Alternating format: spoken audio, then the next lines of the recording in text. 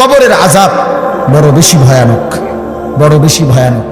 আল্লাহর নবী সাল্লাল্লাহু আলাইহি সাল্লাম বলেন, তিনটা প্রশ্নের জবাব যে কবরে দিতে পারবে না, নবীজি বলেন আল্লাহ তাআলার পক্ষ থেকে বলা হবে, ফাআফরিশুহু মিনান নার ওয়ালবাসুহু মিনান নার ওয়াফতাহু লাহু বাবান ইলান নার। এই ফেরেশতারা, নাফরমানের কবরে জাহান্নামের বিছানা বিছিয়ে দাও, জাহান্নামের পোশাক পরিয়ে দাও, জাহান্নাম বরাবর দরজা খুলে দাও। এই হলো এক, ফেরেশতারা এটা করবে। দুই নাম্বার, আল্লাহর নবী সাল্লাল্লাহু আলাইহি সাল্লাম বলেন, ওয়ায়ুদাইয়াকু লাহু কবরুহু।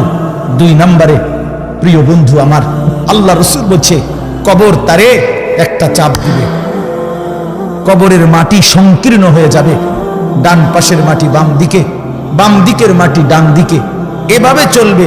আল্লাহ রাসূল খোদার কসম বাফ, আমি যদি সামনে যাইতে পারতাম তাহলে বলতাম তোমার কাছে। আল্লাহ নবী সাল্লাল্লাহু আলাইহি সাল্লাম বলছে, উম্মত, কবর এত জোরে চাপ দিবে নাফরমানকে, ডান পাশের হাজরের পাজরের এই হাড্ডি এগুলা ভাঙ্গা বাম দিকে ঢুকে যাবে, বাম দিকের গুলো ডান দিকে ঢুকবে। কিভাবে? নবীজি বলছে, হাত্তা তাখতালিফা আদলাউহু। আমাদের উস্তাদ আমগরে মাদ্রাসায় পড়াইবার সময় বুঝাইছিলেন যে নবী বলছেন এইভাবে দুই আঙ্গুল এগুলো যেমন একটা আরেকটার মধ্যে ঢুকে যায়। আল্লাহর কসম, পাজরের হাড্ডি এ পাশের গুলো এই পাশে এইভাবে ঢুকে যায়। প্রিয় বন্ধু আমার, ভাবতে শিখো। তিন নাম্বার, রাসূলুল্লাহ সাল্লাল্লাহু আলাইহি সাল্লাম বলেন, ওয়ায়ুদরাবু লাহু। একজন ফেরেশতা আসবে তার কবরে। ফেরেশতা দুই গুণের অধিকারী। একজন ফেরেশতা আসবে নাফরমানের কবরে। গুণটা কি? ওহুয়া আ'মা ওয়া আসাম্মু। সে অন্ধ বধির। ওই ফেরেশতা কানেও দেখে না, চোখেও শুনে না। এই ফেরেশতা আইসা ইউদরাবু লাহু বিমিতরাকাতিন মিন হাদিদিন।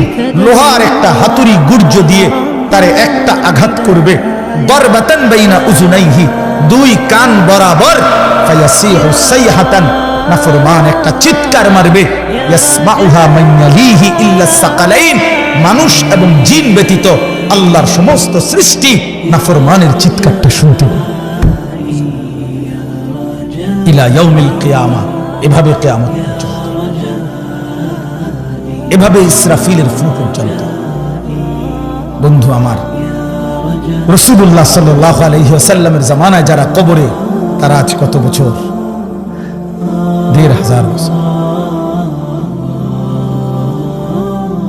ইব্রাহিম আলাইহিস সালামের জামানায় যারা কবরে গেছে, তারা কবরের জীবনে পড়ে আছে আজ কত বছর?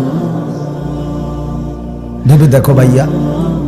নূহ আলাইহিস সালামের জামানায় যারা কবরে গেছে, তারা কবরের আযাব ভোগ করতেছে আজ কত বছর?